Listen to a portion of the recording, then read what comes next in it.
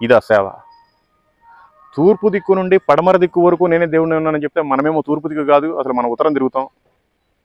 అక్కడే ఆ 4 గోడల మధ్యలోనే మనకు తూర్పు నుంచి పడమరైనా, ఉత్తరం నుంచి దక్షిణమైనా. ఏం సేవ? మనం ఇలాంటి వాళ్ళని చూసి ఏం చేయగలం? ఏం నేర్చుకోవాలి? ఎక్కడో జర్మనీ దేశంలో పుట్టి పడవలో ఇండియాకు వచ్చి డాక్టర్ చదువుకొని ఏ జాబ్ చేసుకోకూడదు, ఏ హాస్పిటల్ పెట్టుకోకూడదు. ఆయన ఇండియాకు వచ్చి 23 సంవత్సరాలు సేవ చేసి అద్భుతమైన రూపకల్పన మొత్తం ఇక్కడంతా కూడా. భాష నేర్పించాడు, భాష రాయటం నేర్పించాడు, భాష చదివించడం నేర్పించాడు, పాఠశాలలు పెట్టాడు, కాలేజీలు పెట్టాడు, హాస్పిటల్స్ పెట్టాడు, అనాథాశ్రమాలు పెట్టాడు, చాలా పెట్టాడు, చర్చెస్ పెట్టాడు, సంఘాలు పెట్టాడు, అన్నీ చేశాడు. ఆయన చేసి 23 సంవత్సరాల తర్వాత వెళ్ళిపోయాడు. ఒకేసారి వచ్చాడు, మధ్యలో ఇంకెక్కడికి వెళ్ళలేదు. ఆయన 23 సంవత్సరాలు ఇక్కడ ఉన్నాడు. 7 సంవత్సరాలు మాత్రమే సేవ చేశాడు చర్చిలో 4 గోడల మధ్య. మిగతా అంతా కూడా బయట గాస్పుల్ చేస్తూనే ఉన్నాడు. ఆయన అనేక మందికి మాదిరికరం. ఆయన వెళ్ళిపోయిన తర్వాత గవర్నమెంట్ హ్యాండ్ ఓవర్ చేసుకుంది కేరళ టూరిజం. 39 నుండి 1846 వరకు కూడా ఆయనే హెర్మన్ గుండట్ ఉండేవారు ఈ చర్చిలో. ఫస్ట్ ఫాదరు, ఫస్ట్ పీస్టర్ ఆయనే. ఇప్పుడు లాస్ట్ 2022లో వచ్చారు టావిన్ జాన్. ఇగో ఈ ఫాదర్ గారే. పాపం ఇంట్లో ఉన్నారు, జస్ట్ రమ్మంటే సింపుల్గా ఇట్లా వచ్చారు. ఇది సిఎస్ఐ చర్చ్. అప్పట్లో చిన్నగా ఉండేది, ఇప్పుడు చాలా పెద్ద ఎక్స్పెండ్ చేశారు. అయితే ఇది కొంచెం రైనింగ్ ప్రాబ్లం వల్ల ఇదంతా పోయింది. ఇది యాక్చువల్గా సిఎస్ఐ డినామినేషన్ వాళ్ళది కాదు. అయితే దీన్ని గవర్నమెంట్ వాళ్ళు కేరళ టూరిజానికి సంబంధించింది, వాళ్ళ హ్యాండ్ ఓవర్లోనే ఉంటుంది. చర్చ్ రిపేర్స్ అన్ని వాళ్ళే చేయాలి. పాస్టర్ గారికి జీతం అయితే సంస్థ వాళ్ళు ఇస్తారు, కానీ ఇవన్నీ రిపేర్లన్నీ గవర్నమెంటే చేయించాలి. ఇదిగోండి ఒకసారి చర్చ్ చూద్దాం. ఇప్పుడు ఎలక్షన్ మూమెంట్ కనుక ఇవన్నీ పట్టించుకోలేదు, లేకపోతే చేపిస్తారంట. అదనమాట పరిస్థితి. అప్పట్లో కట్టిన చర్చ్ ఇది. ఇదిగోండి ఇదే పులిపీటు. అక్కడ పైకెక్కి చెప్తారు. ఇంకంతా ఇది సిఎస్ఐ స్టైల్లో ఉంటుంది. ఇదంతా కూడా అప్పట్లో కట్టించిందే. అప్పట్లో చిన్నగా ఉండేది, ఇప్పుడు బాగా ఎక్స్ప్లెయిన్ చేశారు. చాలా పెద్ద చర్చ్. ఓకే, ఫాదర్ గారితో కూడా మాట్లాడాం. చాలా మంచిగా పాపం అన్నీ ఎక్స్ప్లెయిన్ చేశారు. ఈ చర్చి మొట్టమొదటి పాస్టర్ గారు అనుకుంటారా, ఫాదర్ అనుకుంటారా, మిషనరీ అనుకుంటారా, మీ ఇష్టం. జర్మన్స్ స్టార్ట్ చేసింది ఇది.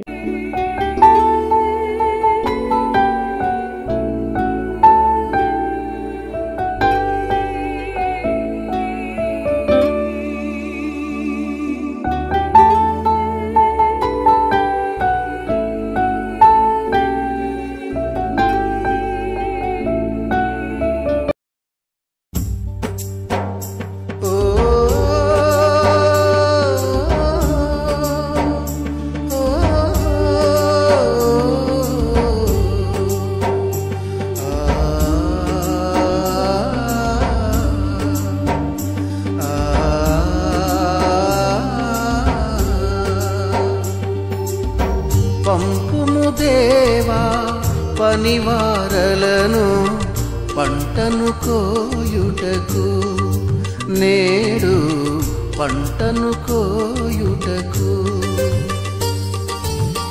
పంపుము దేవా పనివారలను పంటను కోయుటకు, నేడు పంటను కోయుటకు.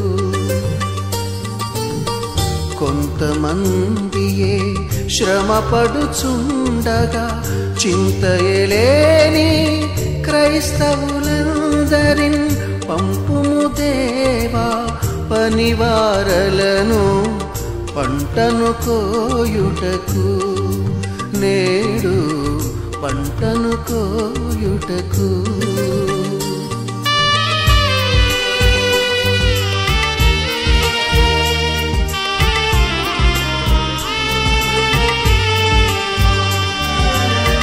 నాగలి మీద చేయిని వేసి వెనుకకు చూడక సాగడి వారిని, భారము కలిగి సువార్త గింజలు దున్నిన ఎదలో చల్లెడి వారిని, దున్నిన ఎదలో చల్లెడి వారిని.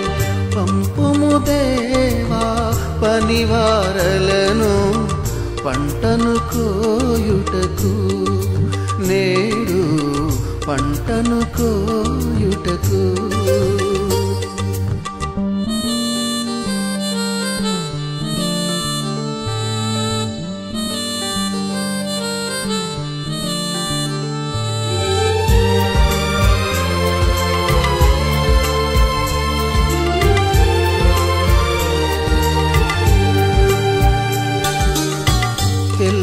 నల్లబారిన పొలములు చూచి తెల్లవారక ముందే లేచి ఉల్లము దేవుని ఆత్మతో నిండగా ఉల్లాసముతో కూర్చెడి వారిని ఉల్లాసముతో కూర్చెడి వారిని పంపుము దేవా పనివారలను పంటను కోయుటకు నేడు పంటను కోయుటకు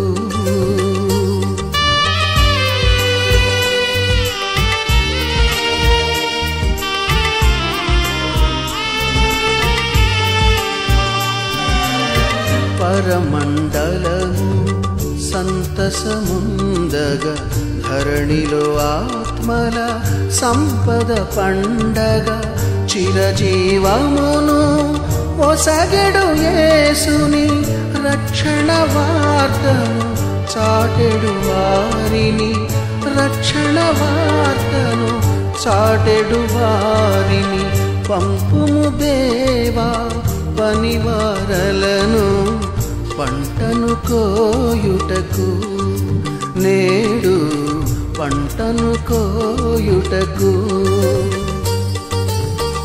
కొంతమందియే శ్రమపడుచుండగా చింతయలేని క్రైస్తవులందరిన్ పంపుము దేవా పనివారలను పంటను కోయుటకు నేడు పంటను కోయుటకు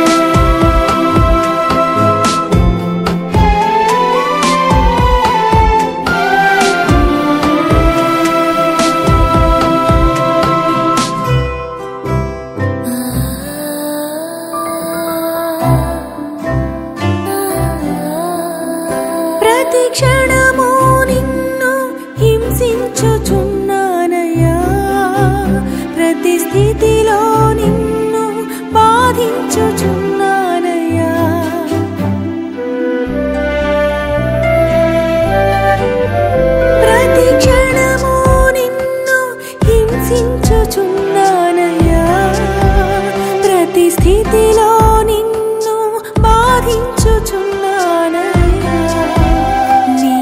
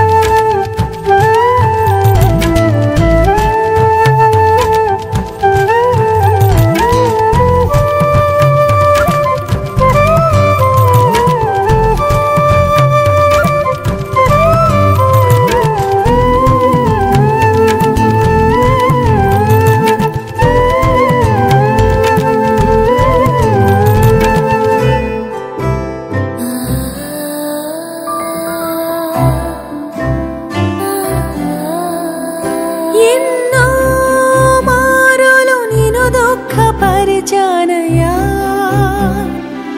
విడువక నన్ను ప్రేమిస్తూ ఉన్నావయ్యా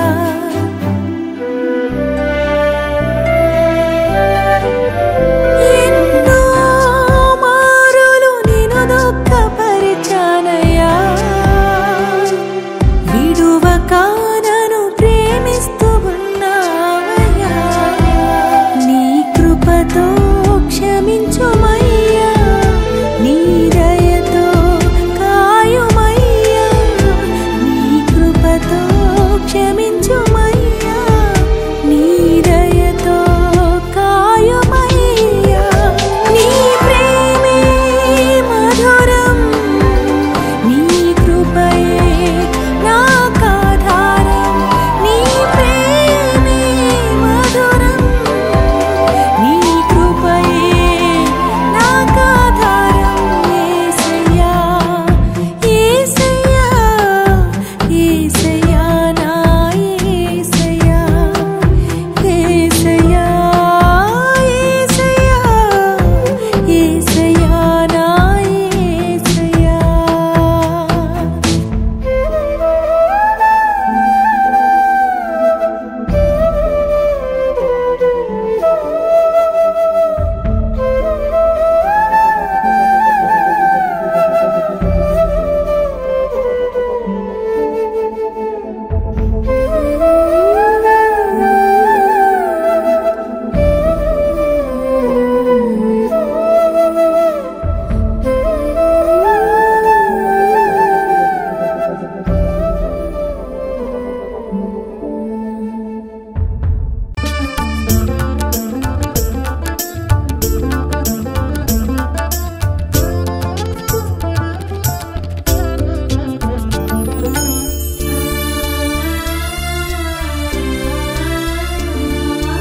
అదిగో సీయోను పట్టణము నా మహారాజు నివసించు సామ్రాజ్యము అదిగో సీయోను పట్టణము నా మహారాజు నివసించు సామ్రాజ్యము నా తండ్రి నా కొరకి సిద్ధపరచుచున్నాడు నా తండ్రి నా కొరకి సిద్ధపరచుచున్నాడు ఎదురు చూచుచున్నాను ఆ ఘడియ ఎప్పుడు ఎదురు చూచుచున్నాను ఆ ఘడియ ఎప్పుడు 24 పెద్దలతో 4 జీవుల దూతలతో పరిశుద్ధుడు పరిశుద్ధుడని నిత్యము ఆరాధింతును 24 పెద్దలతో 4 జీవుల దూతలతో పరిశుద్ధుడు పరిశుద్ధుడని నిత్యము ఆరాధింతును అదిగో సీయోను పట్టణము నా మహారాజు నివసించు సామ్రాజ్యము అదిగో సీయోను పట్టణము ఆ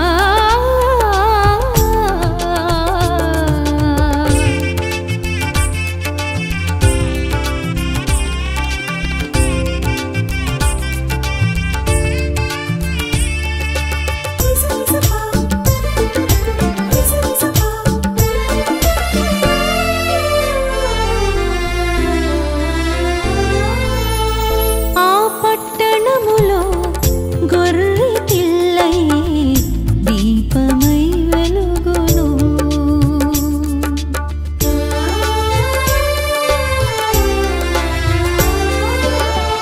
ఆ పట్టణములో గొర్రె పిల్లై దీపమై వెలుగును తేజోవాసుల నిత్య స్వాస్థ్యమదియే తేజోవాసుల నిత్య స్వాస్థ్యమదియే అవధులు లేని ఆనందగానాలు అవధులు లేని ఆనందగానాలు రమ్యమైన ఆ నగరమే నా కళల సామ్రాజ్యము రమ్యమైన ఆ నగరమే నా కళల సామ్రాజ్యము 24 పెద్దలతో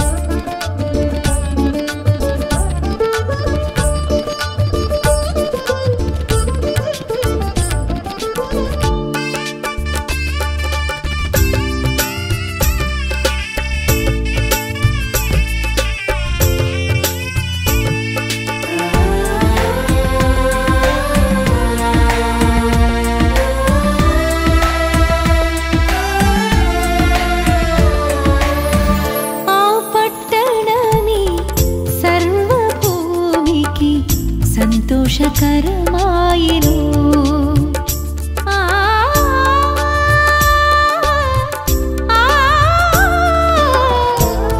పట్టణమే సర్వభూమికి సంతోషకరమాయెను. దుఃఖము లేదు, మరణము లేదు, దుఃఖము లేదు, మరణము లేదు. మహిమతో నిండిన ఆ దివ్య నగరములో, మహిమతో నిండిన ఆ దివ్య నగరములో మహిమరాజు నా యేసుని కీర్తించి కొనియాడెదా. మహిమరాజు నా యేసుని కీర్తించి కొనియాడెదా. అదిగో సీయోను పట్టణము, నా మహారాజు నివసించు సామ్రాజ్యము. అదిగో సీయోను పట్టణము, నా మహారాజు నివసించు సామ్రాజ్యము. నా తండ్రి నా కొరకి సిద్ధపరచుచున్నాడు, నా తండ్రి నా కొరకి సిద్ధపరచుచున్నాడు. ఎదురు చూచుచున్నాను ఆ ఘడియ ఎప్పుడు, ఎదురు చూచుచున్నాను ఆ ఘడియ ఎప్పుడు. 24 పెద్దలతో 4 జీవుల దూతలతో పరిశుద్ధుడు పరిశుద్ధుడని నిత్యము ఆరాధింతును. 24 పెద్దలతో 4 జీవుల దూతలతో పరిశుద్ధుడు పరిశుద్ధుడని నిత్యము ఆరాధింతును. అదిగో సీయోను పట్టణము, నా మహారాజు నివసించు సామ్రాజ్యము. అదిగో సీయోను పట్టణము. ఆ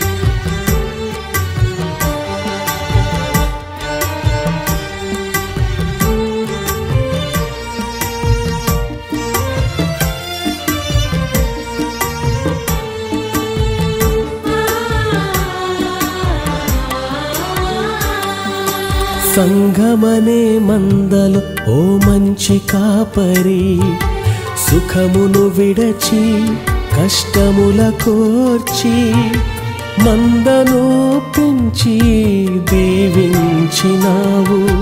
సంఘమనే మందలు ఓ మంచి కాపరి, సుఖమును విడచి కష్టములకు. Praise the lord. మీ అందరికీ దేవుని పేరట వందనాలు. ఇప్పుడు దాకా చూసాం కదా అక్కడ ఈ గుండెట్ హెర్మన్ గారి గురించి, ఆయన ఏమేం చేశారేంటి అనేది. ఆయన చర్చ్ కూడా స్టార్ట్ చేశారు. ఈ చర్చ్లో ఫస్ట్ ఫాదర్ ఆయనే అనమాట, అంటే సిఎస్ఐ ఫాదర్ అంటారు.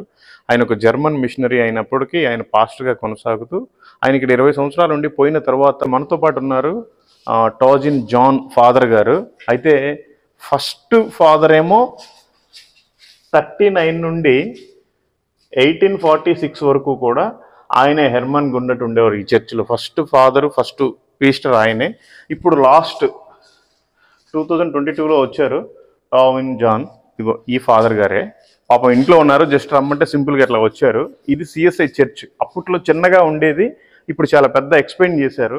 అయితే ఇది కొంచెం రైనింగ్ ప్రాబ్లం వల్ల ఇదంతా పోయింది. ఇది యాక్చువల్గా సిఎస్ఐ డినామినేషన్ వాళ్ళది కాదు. అయితే దీన్ని గవర్నమెంట్ వాళ్ళు హ్యాండ్ ఓవర్ చేస్తున్నారు. టూరిస్టు సంబంధించిన డిపార్ట్మెంట్ ఇది, కేరళ టూరిజానికి సంబంధించింది. వాళ్ళ హ్యాండ్ ఓవర్లోనే ఉంటుంది. చర్చ్ రిపేర్స్ అన్ని వాళ్ళే చేయాలి. పాస్టర్ గారికి జీతం అయితే సంస్థ వాళ్ళు ఇస్తారు, కానీ ఇవన్నీ రిపేర్లన్నీ గవర్నమెంటే చేయించాలి. ఇదిగోండి ఒకసారి చర్చ్ చూద్దాం. ఇప్పుడు ఎలక్షన్ మూమెంట్ కనుక ఇవన్నీ పట్టించుకోలేదు, లేకపోతే చేపిస్తారంట. అదనమాట పరిస్థితి. అప్పట్లో కట్టిన చర్చ్ ఇది. ఇదిగోండి, ఇదే పులిపీటు. అక్కడ పైకి ఎక్కి చెప్తారు. ఇంకంతా ఇది సిఎస్ఐ స్టైల్లో ఉంటుంది. ఇదంతా కూడా అప్పట్లో కట్టించిందే. అప్పట్లో చిన్నగా ఉండేది, ఇప్పుడు బాగా ఎక్స్ప్లెయిన్ చేశారు. చాలా పెద్ద చర్చ్. ఓకే, ఫాదర్ గారితో కూడా మాట్లాడాం. చాలా మంచిగా పాపం అన్నీ ఎక్స్ప్లెయిన్ చేశారు. ఈ చర్చి మొట్టమొదటి పాస్టర్ గారు అనుకుంటారా, ఫాదర్ అనుకుంటారా, మిషనరీ అనుకుంటారా, మీ ఇష్టం. జర్మన్స్ స్టార్ట్ చేసింది ఇది. ఆయన పోయేటప్పుడు వీళ్ళకి హ్యాండ్ ఓవర్ చేశారు సిఎస్ఐ వాళ్ళకి. ఓకే, ఇంకా అనేక విషయాలు మీకు చెప్తాను. Only Sunday. Only Sunday and Friday. Okay. Friday and worship in this hall. Okay. This hall. And This hall. This hall. Okay, this is also church. Oh, this hall is the church prayer hall. Okay. Prayer hall. And finishing after. Okay, యాక్చువల్గా church అయితే ఇదే. అది అక్కడ damage జరిగింది కాబట్టి, వర్షం పడ్డా ఎండకు కూడా కూర్చోలేరు కాబట్టి అప్పటి వరకు ఇది ఒక పాత బిల్డింగ్ ఉంది. అంటే అంతా కూడా ఈ సంస్థకు సంబంధించిందే. అక్కడ ఒకటి ప్రేయర్ హాల్ ఉంది, ఒక బోర్డు చూడండి కనిపిస్తుంది. ఆ సిఎస్ఐ గుండెట్ మెమోరియల్ చర్చ్ ప్రేయర్ హాల్ అని. ఆ చర్చ్ బాగా పెద్దదే. అక్కడ నడిపిస్తున్నారు ప్రస్తుతానికి. ఇది రిపేర్ అయిపోయిన తర్వాత మళ్ళీ ఇక్కడికే వస్తారనమాట. చాలా బాగుంది చర్చ్ మాత్రం. చాలా అందంగా సుందరంగా కట్టారు. కేరళ స్టైల్లో కట్టారు. അതന്നమాట. Okay, thank you. Okay. Small prayer. Only. Yes, no problem. ഞങ്ങളെ സ്നേഹിക്കുകയും ഞങ്ങളെ കരുതുകയും ചെയ്യുന്ന ദൈവമേ, ഈ നിന്റെ മക്കൾ കർത്താവെ ഗുണ്ടേട്ട് സ്ഥാപിച്ചായിട്ടുള്ള ഈ ദേവാലയത്തിൽ കടന്നു വരികയും ഈ ചരിത്രം ഉറങ്ങുന്നതായിട്ടുള്ള ഈ മണ്ണിൽ വന്ന് കർത്താവെ ദൈവത്തിൻ്റെ കർത്താവെ ഈ മാറ്റമില്ലാത്തതായിട്ടുള്ള വചനങ്ങൾ ശ്രവിക്കുവാനും ഈ ദേവാലയം കാണുവാനും അത് ഷൂട്ട് ചെയ്യുവാനും ഒക്കെ ഇടയാക്കിയ കൃപകൾക്കായി സ്തോത്രം ചെയ്യുന്നു. കർത്താവെ, ആ മിഷണറി ഞങ്ങൾക്ക് കാണിച്ചു തന്ന എല്ലാ മാതൃകകൾക്കായി സ്തോത്രം ചെയ്യുന്നു. കർത്താവെ, ഞങ്ങളുടെ പ്രവർത്തനങ്ങൾ ഇവിടെ വളരുവാൻ, കർത്താവെ, ഇത് ഏറ്റവും അനുഗ്രഹമായി തീരുവാൻ അവിടുന്ന് ഇടയാക്കി തീർക്കണമെന്ന് പ്രാർത്ഥിക്കുന്നു. മാനവും മഹത്വം അവിടുന്ന് എടുക്കണം. എല്ലാം യേശുവിന്റെ നാമത്തിൽ തന്നെ. ആമേൻ. ആമേൻ.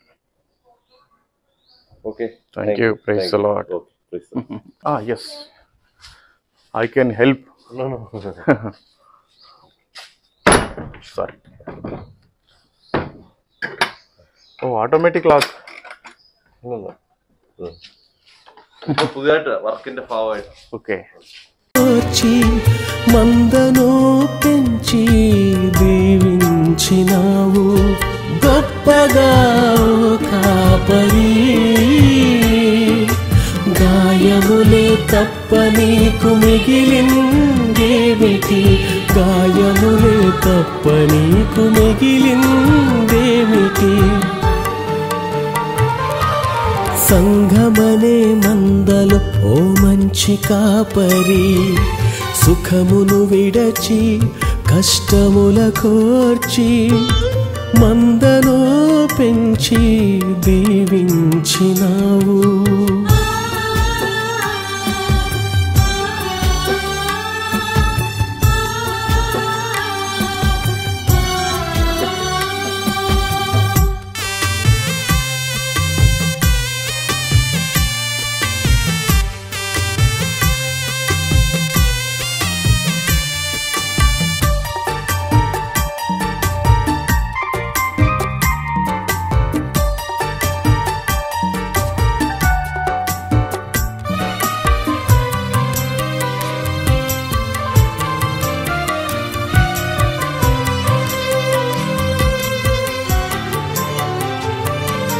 నీడనిచ్చి అంతా నీవై ఆదుకున్నావు. నీడనిచ్చి అంతా నీవై ఆదుకున్నావు. నేరారోపణ చేసి నిందలు మోపారు, నేరారోపణ చేసి నిందలు మోపారు. దయతో దగ్గర నిలచి ప్రాణమంతా ధారపోసినావు. దయతో దగ్గర నిలచి ప్రాణమంతా. Praise the lord. మీ అందరికీ దేవుని పేరిట వందనాలు. ఈరోజు మనం నార్త్ కేరళలో కన్నూరు జిల్లాలో తలసేరి అనే ఒక తాలూకా మండలం విలేజ్లో ఉన్నాము. ఇది ఒక బంగ్లా. ఈ బంగ్లాకి చాలా పెద్ద హిస్టరీ ఉంది. ఏంటి అంటే ఒక వ్యక్తి జర్మనీలో 1814లో పుట్టి 1893లో చనిపోయాడు. అంటే 79 సంవత్సరాలు బ్రతికాడు. 21 సంవత్సరానికే మెడిసిన్లో పిహెచ్డి చేసి 22వ సంవత్సరం ఇండియాకి మద్రాసు ప్రాంతానికి వచ్చాడు పడవలో.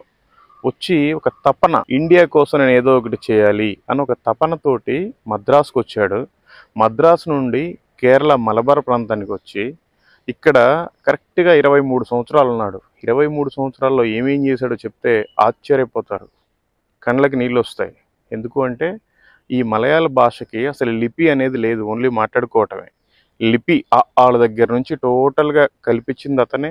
డిక్షనరీస్ చేశారండి ఆయన, ఒక పుస్తకాలు తయారు చేశారు, కొన్ని స్కూల్స్ ఓపెన్ చేశారు, కాలేజెస్ ఓపెన్ చేశారు, కొన్ని హాస్పిటల్స్ ఓపెన్ చేశారు, కొన్ని స్వచ్ఛంద సేవలు ఓపెన్ చేశారు, చర్చెస్ ప్రారంభించారు. అసలు 1, 2 కాదు, వీళ్ళకి జానపద గీతాలు నేర్పించారు, పాటలు పాడటం నేర్పించారు, అసలు సంస్కృతి ఎలా ఉండాలో నేర్పించారు. ఆయన 16 భాషలు నేర్చుకున్నారు. ఇండియాలో కూడా బెంగాలీ నేర్చుకున్నాడు, తెలుగు నేర్చుకున్నాడు, మలయాళం నేర్చుకున్నాడు, తమిళ్ నేర్చుకున్నాడు, కన్నడ నేర్చుకున్నాడు. 5 భాషలు మన భారతీయ దేశానికి సంబంధించిన భాషలు నేర్చుకున్నాడు. నేర్చుకొని ఆయన ఫోకస్ అంతా కూడా మలయాళం మీద పెట్టి, మలయాళంలో ఈరోజు రాసుకుంటున్నారు అంటే ఆయన పుణ్యం, మలయాళంలో ఈరోజు చదువుకుంటున్నారు అంటే ఆయన పుణ్యం. మలయాళంలో అనేకమైన సాంస్కృతిక కార్యక్రమాలు కావచ్చు, సాంప్రదాయకరమైన అన్ని చట్టబద్ధతలు కావచ్చు, అన్నీ ఆయన తీసుకొచ్చినవే. 23 సంవత్సరాలకి అద్భుతమైన చరిత్ర, చెప్పటానికి వీలు కాదు. ఎంతోమందికి సువార్తను అందించాడు. అంతకుముందు చాలామంది మిషనరీసు చుట్టుపక్కలకి వచ్చిపోయారు.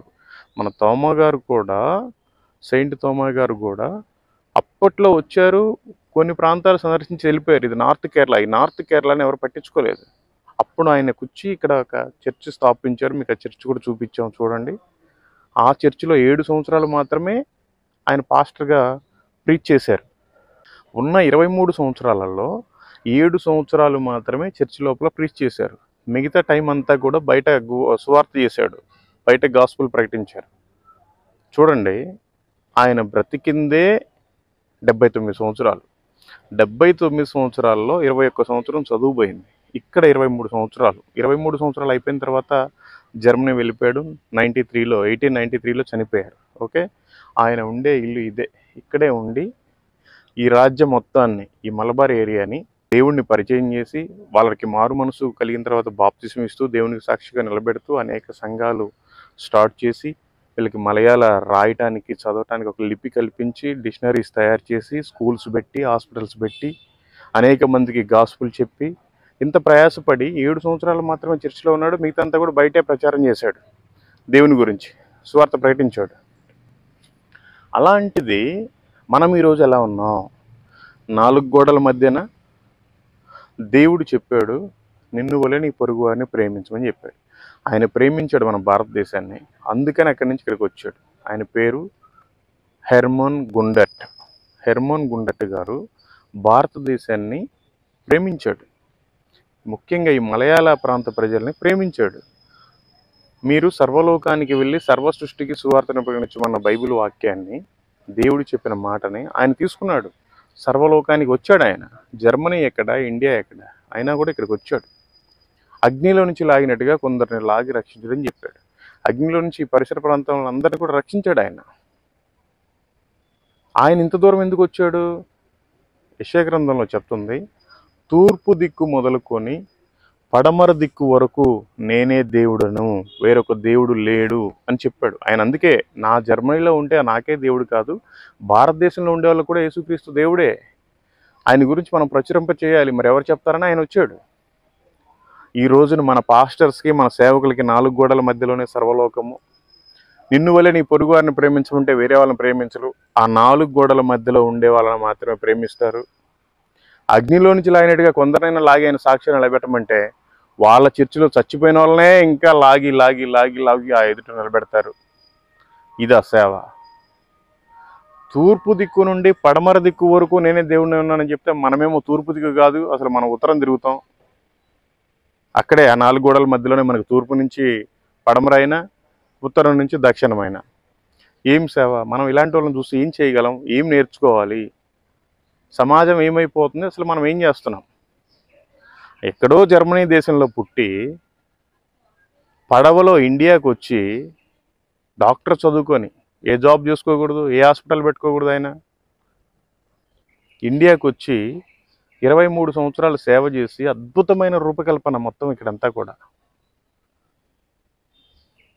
భాష నేర్పించాడు, భాష రాయటం నేర్పించాడు, భాష చదివించడం నేర్పించాడు, పాఠశాలలు పెట్టాడు, కాలేజీలు పెట్టాడు, హాస్పిటల్స్ పెట్టాడు, అనాథాశ్రమాలు పెట్టాడు, చాలా పెట్టాడు, చర్చెస్ పెట్టాడు, సంఘాలు పెట్టాడు, అన్నీ చేశాడు. ఆయన చేసి 23 సంవత్సరాల తర్వాత వెళ్ళిపోయాడు.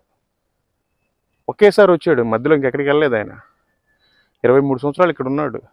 7 సంవత్సరాలు మాత్రమే సేవ చేశాడు చర్చిలో, 4 గోడల మధ్య. మిగతా అంతా కూడా బయట గాస్పుల్ చేస్తూనే ఉన్నాడు. ఆయన అనేక మందికి మాదిరికరం. ఆయన వెళ్ళిపోయిన తర్వాత గవర్నమెంట్ హ్యాండ్ ఓవర్ చేసుకుంది కేరళ టూరిజం.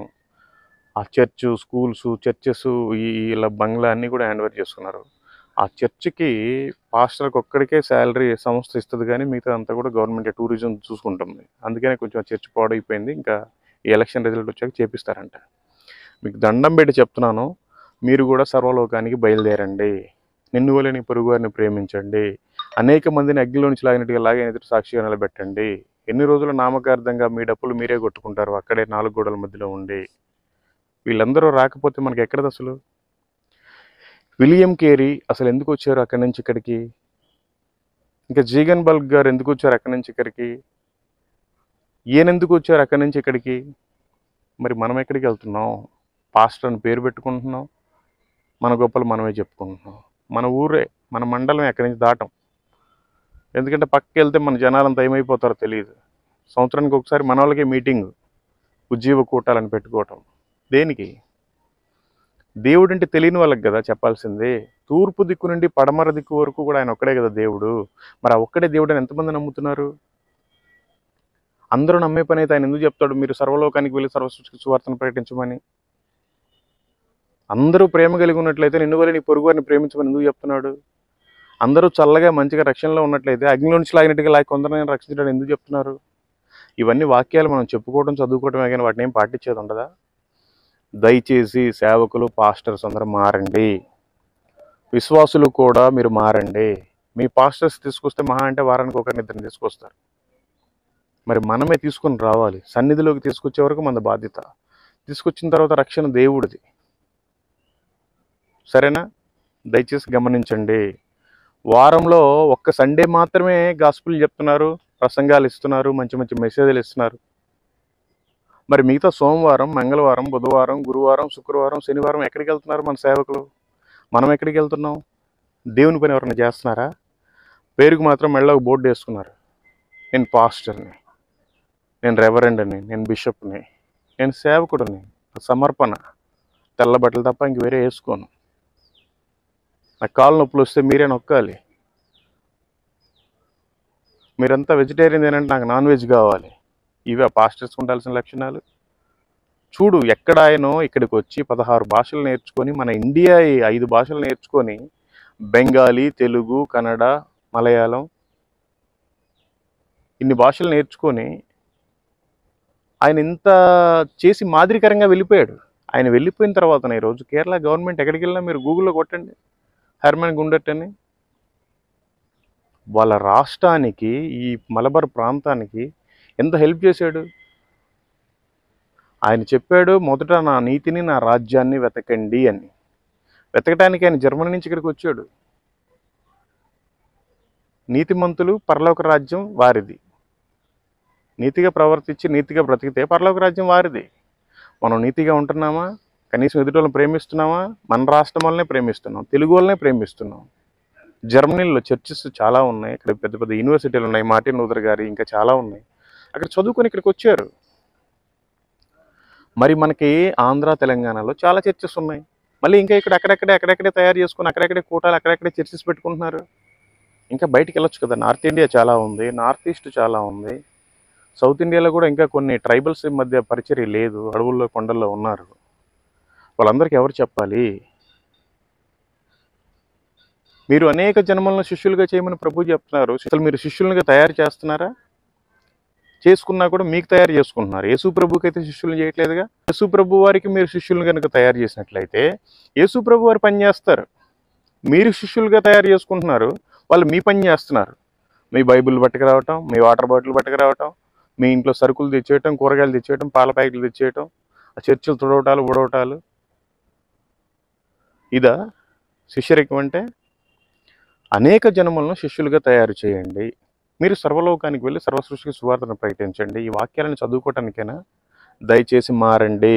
ఇలాంటి వారు రాకపోతే మన ఇండియాలో మనకి రక్షణ ఎక్కడిది? అట్లాగే మనం కూడా వేరే వాళ్ళకి మాదిరికరంగా ఎందుకు ఉండకూడదు? మనకి మాదిరికరం ఇలాంటి మిషనరీస్ చాలామంది ఉన్నారు. మరి మనం ఎవరికి మాదిరికరంగా ఉన్నాం? మన 4 గోడల మధ్య మనం పేరు పెట్టుకున్న ఆ చర్చి మధ్య లోపలేనా? ఆ చర్చి మధ్యలోనేనా? ఇదేనా సేవ అంటే? దేవుడు చెప్పింది అదేనా? నా నిమిత్తము హింసింపబడువారు ధన్యులు, పరలోక రాజ్యం వారిదని చెప్పారు. ఆయన కోసం మీరు అసలు హింసపడుతున్నారా? ఆంధ్రాలో తెలుగు స్టేట్స్లో అసలు హింసించబడుతుందా? ఎక్కడో ఒక చోట కొంచెం అడావుడి చేస్తే ఇంక దానికి అందరూ పేరు కప్పేసుకుంటారు. అసలు గడప దాటి బయటికి రావట్లేదుగా. మీరు పాస్టర్లు అని చెప్పుకుంటారు. సండే తప్ప మిగతా రోజులు అసలు పరిచర్యకి రారు, అసలు సువార్తకి రారు. మీరు విశ్వాసులని చెప్పుకుంటారు. దయచేసి మారండి. ఈ లోకం శాశ్వతం కాదు. ఏ రోజు మందు చివరి ప్రయాణమో తెలియదు. కనీసం ఈ లోకంలో ఏం సాధించలేకపోయాం. మనం దేన్నైతే ఎక్కువగా ఆశిస్తామో ఆయన చెప్పిన మాటలు నమ్మకుండా, నువ్వు కుటుంబం కావచ్చు, ఆస్తులు కావచ్చు, జాబులు, బిజినెస్లు, మొత్తం నీ మిత్రబృందం, మీ బంధువులందరూ కావచ్చు, ఆయనకంటే ఎక్కువగా నువ్వు ఏది ప్రేమించినా తీసి పడేస్తాడు. ఆయన్ని ప్రేమించు, నీకు అన్నీ ఇస్తాడు. చూడండి, ఇంకా చాలా ఉన్నాయి, మీకు చూపిస్తానని చూడండి. దయచేసి నశించిపోయే ఆత్మల పట్ల భారం కలిగి ఉండండి. సేవ లేని దగ్గర మీరు సేవ చేయండి. సేవ ఉండే దగ్గరే చేస్తే ఏం ఉపయోగం? ఇలా మాట్లాడానని దయచేసి మీరు ఏమనుకోవద్దు, నన్ను క్షమించడం, తప్పుగా మాట్లాడుంటే. ఇది వాస్తవమే. మనం బైబిల్లో వాక్యాలు చదువుకుంటున్నాం, కానీ వాటిని పాటించాలిగా, మన జీవితాల్లో నెరవేర్చుకోవాలి కదా. ఇంకా ఎన్ని రోజులు నామకార్థంగా ఉంటావు? ఈరోజే నువ్వు పాస్టర్ అయినా నీ చివరి ప్రయాణం అయితే నీ సంగతి ఏంటి? ఈరోజే నువ్వు విశ్వాసమైనా నీ చివరి ప్రయాణం అయితే నీ సంగతి ఏంటి? దేవుడు ఏం చెప్పాడో నువ్వేం చేస్తున్నావు? మనకంటే చాలామంది పెద్ద గొప్ప వాళ్ళంతా చనిపోయారు. మనం ఇంకా ఎందుకు బ్రతుకున్నాం? మనం చంపేసేయాలంటే ఎప్పుడో చంపేస్తారు కదా ప్రభువు, ఇప్పుడు తీసుకెళ్ళిపోతాడు కదా కావాలంటే. ఇక్కడ ఇంకా పెట్టాడు. పెడితే ఖాళీగా ఏదో పోయి ఆదివారం పోయి 4 మాటలు చెప్పుకొని చప్పట్లు కొట్టుకొని చిల్లర మార్చి రావడానిక? నీ మీద ఒక పెద్ద ప్రణాళిక పెట్టున్నాడు ఆయన. నీ మీద ఒక ఉద్దేశం పెట్టున్నాడు. ఆ ఉద్దేశం ప్రకారం నువ్వు చేయాలిగా. ఓన్లీ సండేనే వెళ్తావు, మిగతా రోజుల్లో ఈ టైంపాస్లన్నీ దేనికి? ఈ కాలక్షేపం అంతా ఎందుకు చేస్తున్నారు మీరు? భారము కలిగి, ఈరోజే నా చివరి ప్రయాణం, రాత్రి నా ప్రాణం పోద్దేమో, నేను ఈ పగలంతా ఏదైనా చెయ్యాలి అని మీకు ఎందుకు తపన లేదు? మీకు ఎందుకు బాధ్యత లేదు? మీకు భారం లేదు. ఆయనేమో మన కోసం వచ్చి ఇక్కడే దెబ్బలు తిని సిలువలో మరణించాడు, ప్రాణమే పెట్టాడు. మనమేమో అన్నీ చేసేయని చేస్తాం. ఆయన మనల్ని ఎంతగా ప్రేమిస్తున్నాడంటే మనం అంతగా ప్రేమించాం. మనం ఎవరినన్నా ఒక అమ్మాయిని ప్రేమిస్తే మోసం చేస్తుంది, ఒక అబ్బాయిని ప్రేమిస్తే మోసం చేస్తాడు, మిత్రులను ప్రేమిస్తే మోసం చేస్తారు, బంధువులను ప్రేమిస్తే మోసం చేస్తారు, సొంత కడుపును పుట్టిన పిల్లలు కూడా మోసం చేస్తున్నారు, తల్లిదండ్రులు కూడా మోసం చేస్తున్నారు. అందరూ మోసం చేస్తారు, కానీ ఆయన మోసపోయాడు. యేసుక్రీస్తు వారు నీ మాటలు నమ్మి, నీ ప్రవర్తన నమ్మి ఇప్పటికైనా మారతామని చెప్పి ఆయన మోసపోయి నీ కోసం ప్రాణం పెట్టాడు. ఆయన ప్రాణం పెట్టి తిరిగి లేచాడే, నీకు సజీవంగా కనపడుతుంది కదా. నీకు కనీసం చింత లేదా? బాధ లేదా? ఏమైనా ఈ లోక ఆస్తుల కోసమే, ఈ లోక కుటుంబం కోసమే, ఈ లోక మనుషుల కోసమే, ఈ లోక అందం ఐశ్వర్యం కోసమేనా? నీ కారులు, ఇల్లులు, స్థలాల కోసమేనా? పరలోక రాజ్యంలో ఏం అవసరం లేదా నీకు? అంటే కనీసం మినిమం కామన్ సెన్స్ లేదా మీకు? ఎందుకు ఆలోచించట్లేదు? మీరే వేరే వాళ్ళకి చెప్పేలాగా ఉంటున్నారు కదా, ఎందుకు మీరు చెప్పించుకుంటున్నారు? దయచేసి మారండి. అనేక మంది త్రాగుబోతులు ఉన్నారు, వ్యభిచారులు ఉన్నారు, దొంగలు ఉన్నారు, నానా విధాలైన పాపంలో పడిపోయిన ఉన్నారు. వాళ్ళందరికీ దేవుడి గురించి చెప్పి మనం మాత్రమే బయటికి తీసుకుని లాగాలి. దయచేసి మీరు అందరూ మారండి, అనేక మందిని మార్చండి. మారండి అంటే మతాన్ని కాదు, వాళ్ళ మనసును మార్చుకుంటారు మీరు దేవుని గురించి ప్రకటించినప్పుడు. అసలు మీరు ప్రకటిస్తేనే కదా. ఇలాంటి వాళ్ళని ఆదర్శంగా తీసుకోండి. మీరు గూగుల్లో కొట్టండి, హెర్మన్ గుండెట్ అని, జర్మన్ మిషనరీ, డాక్టర్ చదివాడు, 22 సంవత్సరాలకి భారతదేశానికి వచ్చాడు. ఎవరో ఈ భాష ఇప్పటికే మనకు అర్థం కాదు, మన పక్క స్టేట్లో అయినా కూడా. కనీసం హిందీ ఏదో ఇంగ్లీష్ అర్థమైంది కానీ మలయాళం అసలు ఎవరికి అర్థం కాదు. అట్లాంటిది ఇక్కడికి వచ్చాడు, భాష నేర్చుకున్నాడు, ఆయనే భాషను అందరికీ ప్రచురితం చేశాడు, లిపి కనుగొన్నాడు, స్కూళ్ళు పెట్టాడు, కాలేజీలు పెట్టాడు, లేడీస్ అంతా చదువుకోవడానికి హెల్ప్ చేశాడు, హాస్పిటల్ పెట్టాడు, చాలామందికి సొసైటీ సేవ చాలా చేశాడు ఆయన.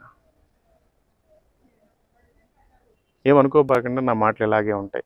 దయచేసి మీరు ఫస్ట్ మారండి, అనేక మందిని మార్చండి, దేవుని రాజ్యాన్ని ఆయన నీతిని మొదట వెతకండి, మీరు ఆశించే అన్నీ కూడా వస్తాయి. మీ భారాలన్నీ యెహోవా మీద మోపండి, ఆయన అన్నీ తీరుస్తాడు. మీ కోరికలు మీ ప్రేమంతా కూడా దేవుడి మీద పెట్టుకోండి, అప్పుడు ఆయన అన్నీ మీకు ఇస్తాడు. ఇంతకుమించి నేనేం చేయలేను ఇంకా. ఓకే, మేము ఇక్కడి నుంచి బయలుదేరి సౌత్ కేరళ వెళ్తున్నాం. వెళ్ళే దారిలో మాహి అని ఒక ప్రాంతం వస్తుంది. పాండిచ్చేరికి 4 ప్రాంతాలు. ఈ పాండిచ్చేరిలో మాహి అనేది జస్ట్ ఈ నార్త్ కేరళలోనే ఉంది. అక్కడ పెట్రోల్ డీజిల్ బాగా తక్కువ. వెళ్ళేటప్పుడు మేము కూడా ఫుల్ ట్యాంక్ కొట్టించుకొని వెళ్తాం. ఆ పాండిచ్చేరికి హెడ్ క్వార్టర్ జస్ట్ చిన్నదే, అంతా కూడా 8-9 కిలోమీటర్ లోపే ఉంటుంది. ఈ ఊరు పక్కనే ఉంది అది. అక్కడికి వెళ్తున్నాం. ఓకే, మీరంతా ప్రయాణం కోసం ప్రార్థించండి. దయచేసి ఈ రోజు నుంచి కనీసం 3 పూటలు తింటున్నాం కనుక ఒక 3 సువార్త ప్రకటించాలి. లేదంటే నువ్వు క్రైస్తవులని చెప్పుకోవటం సిగ్గుచేటు, దేవుని నామానికి అవమానకరం. ఎందరో ప్రతి నిమిషానికి చనిపోతున్నారు, నువ్వు ఇంకా బ్రతికే ఉన్నావు. చూస్తూ నీ పనులు నువ్వు చూసుకోవటానికి కాదు, ప్రభు కోసం ఏదో ఒకటి చేయటానికి. Thank you, praise the Lord. ఈ ఇంట్లోనే ఆయన ఉండి వెళ్ళిపోయిన తర్వాత గవర్నమెంట్ హ్యాండ్ ఓవర్ చేసుకుంది. ఓకే, మేము కూడా బయలుదేరి వెళ్ళిపోతున్నాం. Thank you, praise the Lord. నశించిపోతున్న ఆత్మల పట్ల భారము దయచేయుమయ్యా, వారికి ప్రకటించే బాధ్యత నాకు ఇంపుగా దయచేయుమయ్యా. నశించిపోతున్న ఆత్మల పట్ల భారము దయచేయుమయ్యా. ఇదిగోండి చూడండి, ఇవన్నీ కూడా హెర్మన్ గుండెట్ గారు నాటిన చెట్లు. ఆయన ఉండే ఇల్లు బంగ్లా అది. ఆ తర్వాత అప్పట్లో ఇది స్కూలు, అప్పట్లో అది చర్చ్, అప్పట్లో అదొక అనాథాశ్రమం. అప్పట్లో ఆడవాళ్ళకి మిషన్ కుట్టడానికి వాటన్నిటికీ పనులు చేసుకోవటానికి ఇది ఏర్పాటు చేశాడు. అయితే అన్నీ కూడా కూలిపోయాయి, ఆ బంగ్లా ఒకటి తప్ప. అన్నీ మోడిఫికేషన్ రీమోడలింగ్ చేసుకొని గవర్నమెంట్ హ్యాండ్ ఓవర్ చేసుకుంది, కేరళ టూరిజంలో కలుపుకుంది. వాళ్ళకి అన్నీ చూసుకుంటున్నారు. ఓకే, మేము బయలుదేరి వెళ్తున్నాం. Thank you, praise the lord.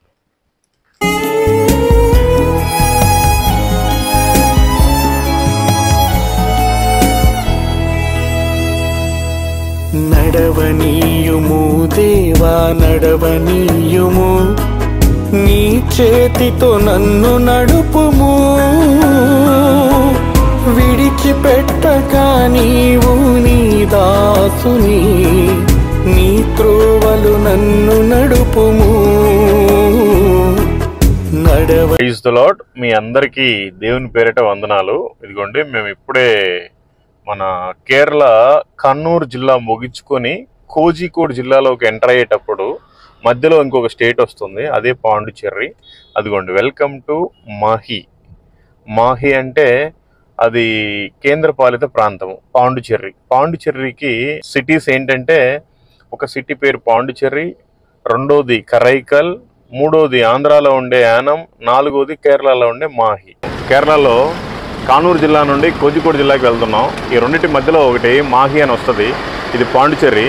పాండిచ్చేరిలో 4 భాగాలు అనమాట, 4 సిటీస్. ఒకటి పాండిచ్చేరి, రెండోది తమిళనాడులో కరైకల్, మూడోది ఆంధ్రప్రదేశ్లో యానం, నాలుగోది కేరళలో మాహి. వీళ్ళు ఒకప్పుడు ఫ్రెంచ్ వాళ్ళు పరిపాలించారు. జస్ట్ 9 కిలోమీటర్లే ఉంటుంది. 9 కిలోమీటర్లలో 20 పెట్రోల్ బంక్స్ ఉన్నాయి, 62 వైన్ షాపులు ఉన్నాయి. ఇదిగోండి చూడండి, వైన్ షాపులు Maharaja wines, Tirumala wines, Swathi wines. అప్పట్లో ఫ్రెంచ్ వాళ్ళు పరిపాలించారు, వాళ్ళు హెడ్ ఆఫీస్గా పెట్టుకున్నారు. వాళ్ళు మనకి స్వాతంత్రం వచ్చిన తర్వాత 1947లో మనకి ఇండియాకి హ్యాండ్ ఓవర్ చేశారు. కొన్ని నియమ నిబంధనలు పెట్టుకున్నారు. ఇదిగోండి, డీజిల్ అయితే జస్ట్ 81 రూపీస్ 86 పైసా, మనకైతే 97, 98 ఉంది. మరి ఆ ప్రభుత్వం మన డబ్బులన్నీ మింగేస్తుంది. సో సో ఇక్కడ మాత్రం 81 రూపాయి 86 పైసలు. వైన్ షాపులు బాగా తక్కువ, పెట్రోల్ బాగా తక్కువ, అందుకని ఇక్కడ కొట్టించుకుంటున్నాం. చూడండి ఒకసారి 9 కిలోమీటర్స్లో 20 పెట్రోల్ బంక్స్, 62 వైన్ షాపులు. మైసూర్లో కూడా చాలా తక్కువే ఉంది రేటు, జస్ట్ 85 రూపీస్ ఉంది. మనం కొట్టించాం, ఈరోజు మళ్ళీ అయిపోయిందని ఇక్కడ కూడా కొట్టించుకుంటున్నాం. చూడ టైట్ మనం ఆల్రెడీ కొట్టించాము ఉంది. ఇప్పుడు కూడా 47 లీటర్స్ పట్టించాం. 47 లీటర్కి జస్ట్ 3850 రూపాయలు అయిన దగ్గర. ये खाली समय मिला तो पढ़ो, बाइबल अच्छा है. Thank you, God bless you and your family and your job. దర్శించుము దేవా కరుణించుము, ఈ దీన దాసుని దర్శించుము.